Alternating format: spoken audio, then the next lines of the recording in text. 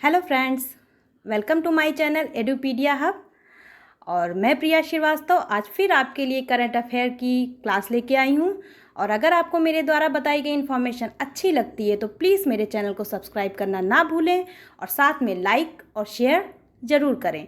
मैं आपके लिए डेली ही ऐसे करंट अफेयर के क्लासेस लेकर आती रहूँगी। तो चलिए स्टार्ट करते हैं।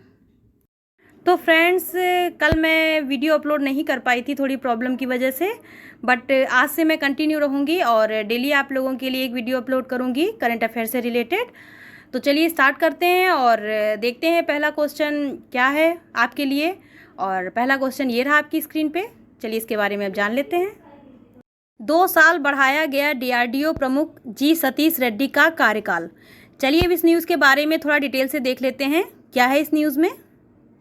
यहाँ पर प्रसिद्ध भारतीय वैज्ञानिक जी सतीश रेड्डी का रक्षा अनुसंधान और विकास संगठन यानी डीआरडीओ के अध्यक्ष के रूप में कार्यकाल को 2 साल के लिए बढ़ा दिया गया है।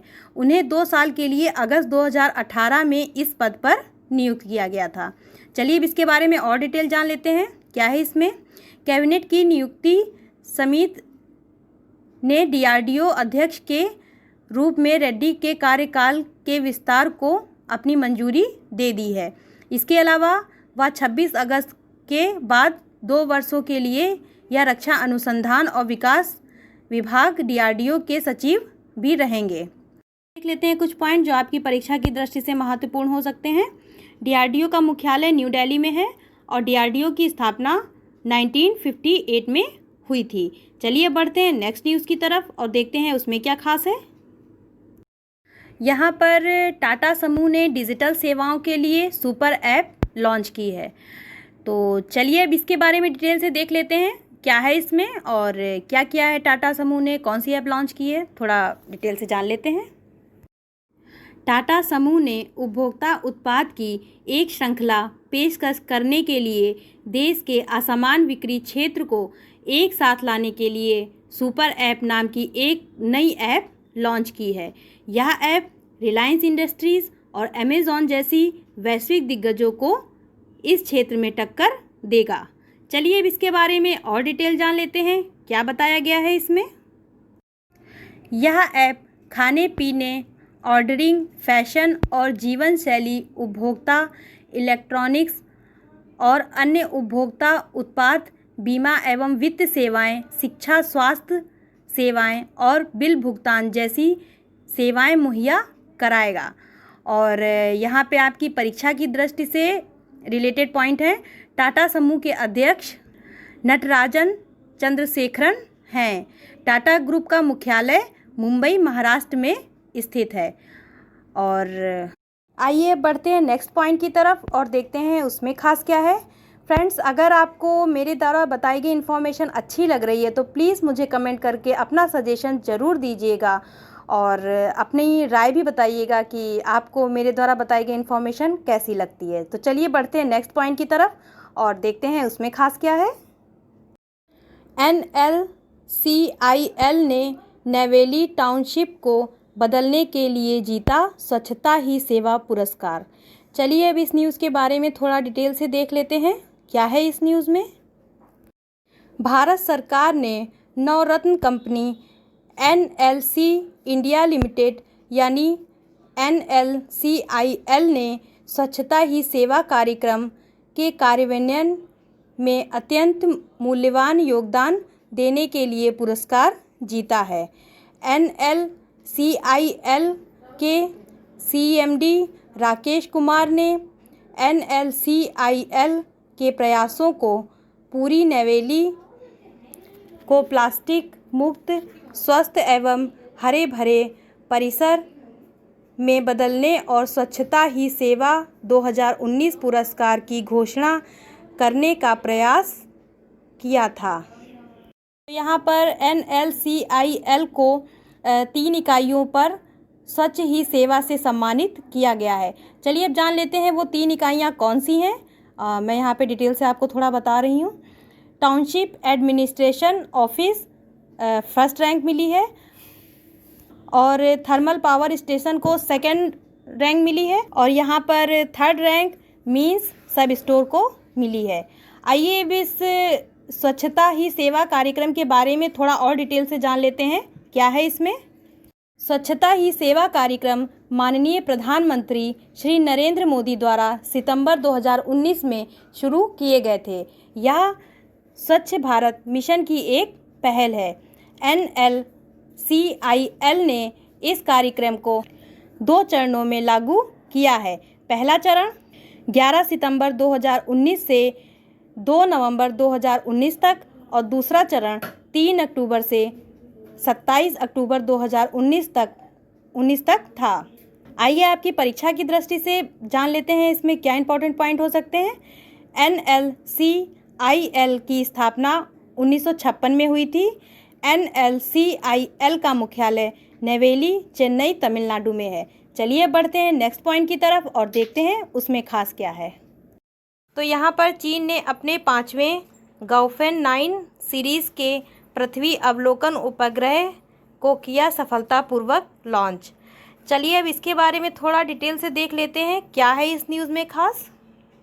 यहाँ पर चीन ने उत्तर पश्चिम चीन के जियोक्वान सैटेलाइट लॉन्च सेंटर से अपने 5वें पृथ्वी अवलोकन उपग्रह गाओफेन 905 का लॉन्च सफलतापूर्वक पूरा कर लिया है। लॉन्ग मार्च 2D वाहक रॉकेट द्वारा कक्षा में भेजा गया यह उपग्रह एक ऑप्टिकल रिमोट सेंसिंग उपग्रह है। यह लॉन्च लॉन्ग मार्च रॉकेट सीरीज़ का 343वां मिशन है और 2020 में चीन का 23वां होगा। चलिए अब गाओफेन 905 के बारे में कुछ डिटेल से जान लेते हैं कि इसमें क्या खास है। तो यहाँ पर पहला पॉइंट है गाओफेन 905 एक ऑप्टिकल रिमोट सेंसिंग उपग्रह है जिसे एरोस्पेस डोंगफेन गोंग सैटेलाइट लिमिटेड द्वारा विकसित किया गया है। यह China academy of space technology यानी CAST का हिस्सा है जो China aerospace science and technology corporation यानी CASC की सहायक कंपनी मानी जाती है। आइए जानते हैं यहाँ पर नेक्स्ट पॉइंट क्या है इसका।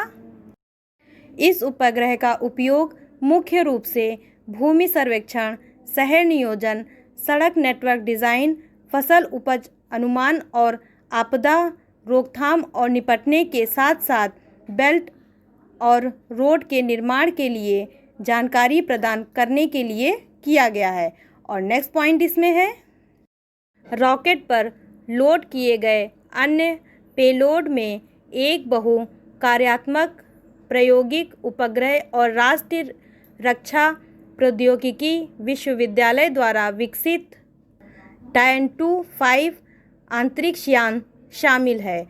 और इसका लास्ट पॉइंट है साल 2020 में नवंबर में प्रमुख चीनी मिशन चेंज-E5 लोअर सिंपल रिटर्न को लॉन्च करने की उम्मीद है। आइए अब गाओफेन उपग्रह के बारे में मोर डिटेल जान लेते हैं। साल 2010 में गाओफेन उपग्रह की श्रृंखला चीन के उच्च रिजोल्यूशन अर्थ ऑब्जर्वेशन सिस्टम यानी CHEOS का मुख्य हिस्सा है जो ऑप्टिकल और सिंथेटिक एपर्चर रडार उपग्रह के साथ हर दिन हर मौसम का कवरेज प्रदान करता है। इसका मुख्य उपयोग भूमि सर्वेक्षण, शहरी नियोजन, सड़क नेटवर्क डिज़ाइन, कृषि और आपदा राहत के लिए किया जाता है। आइए अब बढ़ते हैं नेक्स्ट न्यूज़ की तरफ और देखते हैं उसमें खास क्या है। तो यहाँ पर केरल का पहला ड्रैगन फ्लाई फेस्टिवल मनाया गया। चलिए अब देख लेते हैं इसके बारे में कि इसमें क्या है, थोड़ा डिटेल से इसके बारे में जान लेते हैं क्या हुआ था इसमें।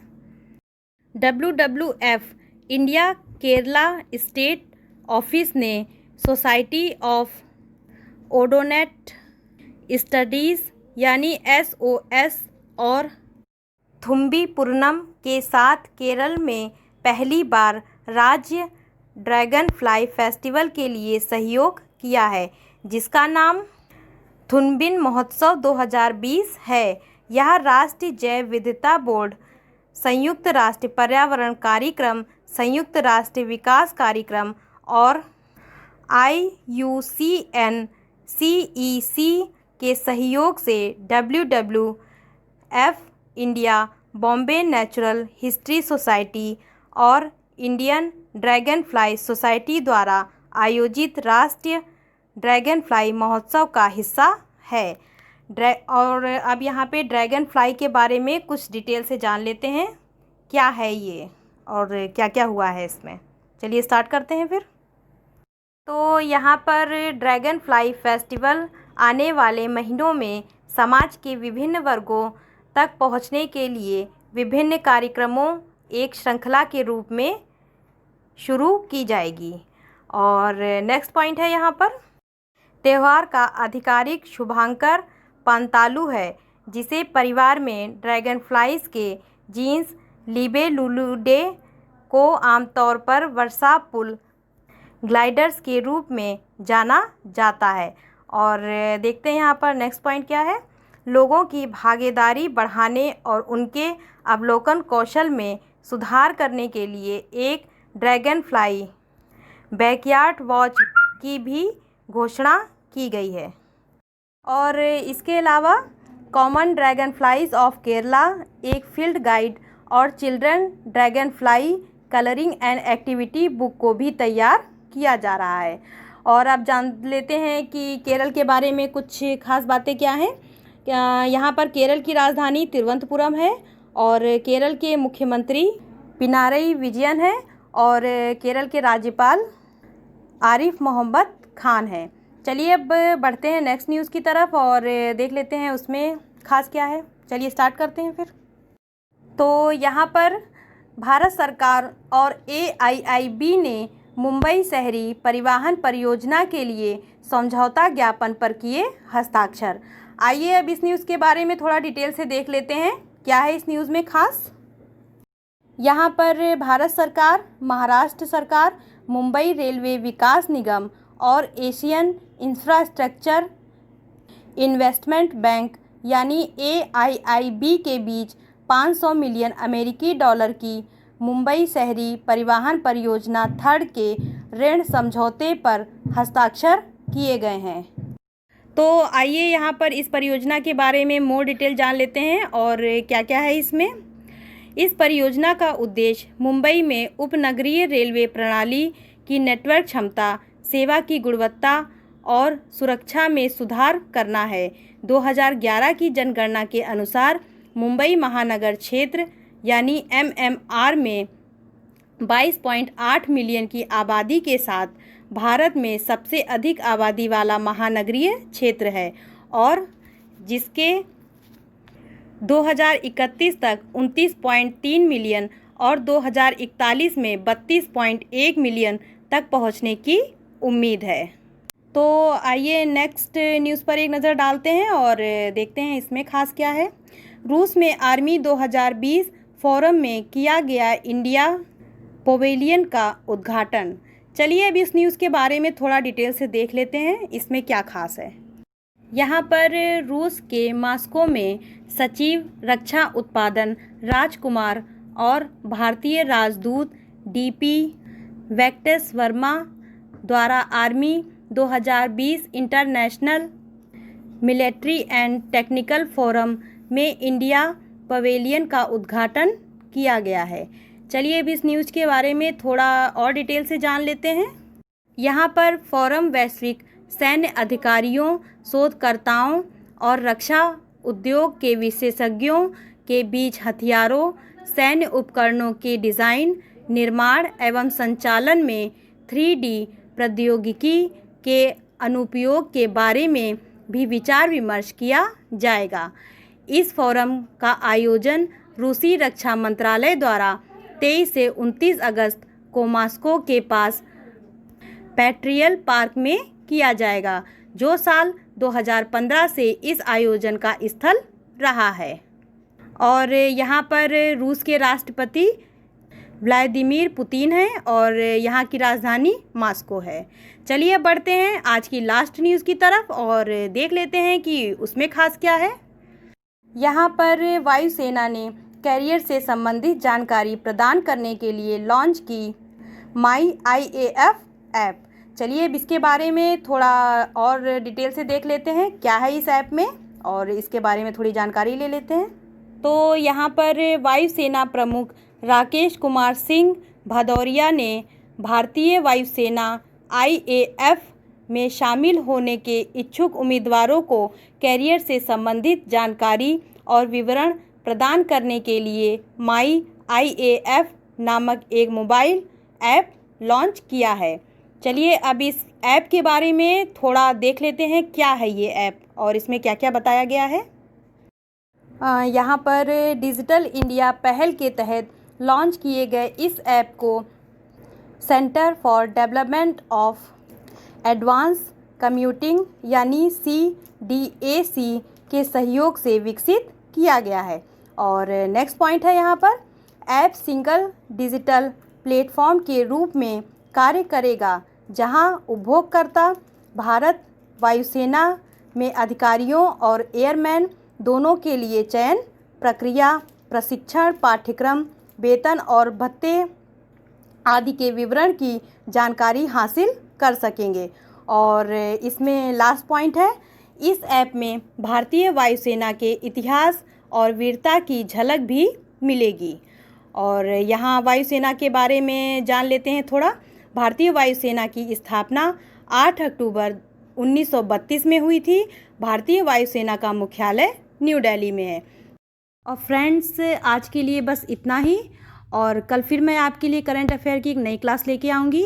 और अगर आपको मेरे द्वारा बताई गई इन्फॉर्मेशन अच्छी लगी है तो प्लीज़ मेरे चैनल को सब्सक्राइब ज़रूर करें और साथ में लाइक और शेयर करना ना भूलें। मैं आपके लिए डेली ही ऐसे करंट अफेयर लेकर आती रहूँगी। तब तक के लिए मुझे दीजिए इजाज़त और अपना और अपने घर वालों का ध्यान रखिए, खूब पढ़िए और अपने घर वालों का नाम रोशन करिए।